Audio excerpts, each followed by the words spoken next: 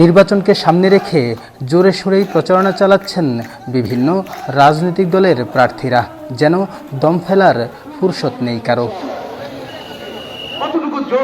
বিশেষ করে প্রার্থী ঘোষণার পর থেকেই চাঁদপুরের অলিগলি চষে বেড়াচ্ছেন বিএনপি নেতাকর্মীরা। জনমত নিজেদের পক্ষে রাখতে দিচ্ছেন নানা প্রতিশ্রুতি।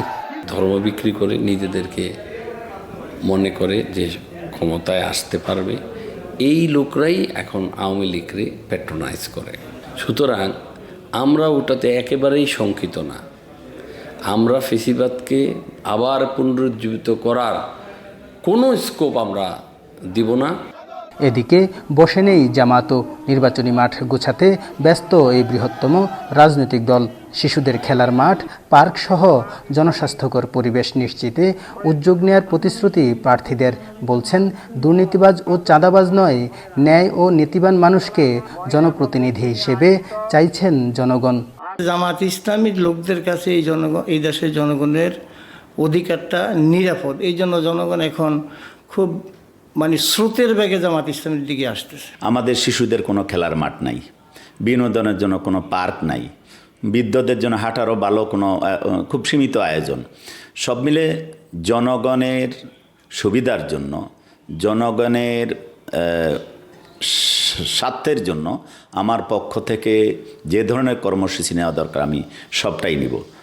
ইসলামী আন্দোলন বাংলাদেশের প্রার্থীরাও ব্যস্ত তাদের প্রচারণায়। বলছেন, মানুষের নিরাপত্তা ও চলাফেরার স্বাধীনতা নিশ্চিত করাই তাদের লক্ষ্য। আসলে তো রাজনীতিবিদদের কাছে মানুষের মূল চাওয়া হলো মানুষের জানমাল ইজ্জতের নিরাপত্তা, স্বাধীনভাবে চলাফেরা, স্বাধীনভাবে ব্যবসা বাণিজ্য করা।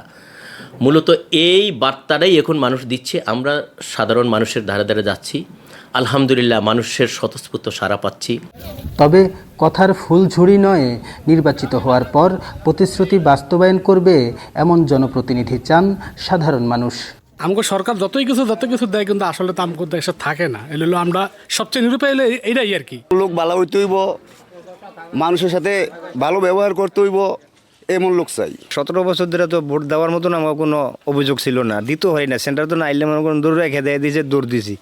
চাঁদপুরের 5টি আসনেই বিএনপির মনোনীত প্রাথমিক প্রার্থী তালিকায় নাম উঠেছে 5 জনের। জামাত ও ইসলামী আন্দোলনও 5 জন করে প্রার্থী চূড়ান্ত করে রাখলেও আনুষ্ঠানিক ঘোষণা দেয়নি। কাদের পলাশ, স্টার নিউজ, চাঁদপুর।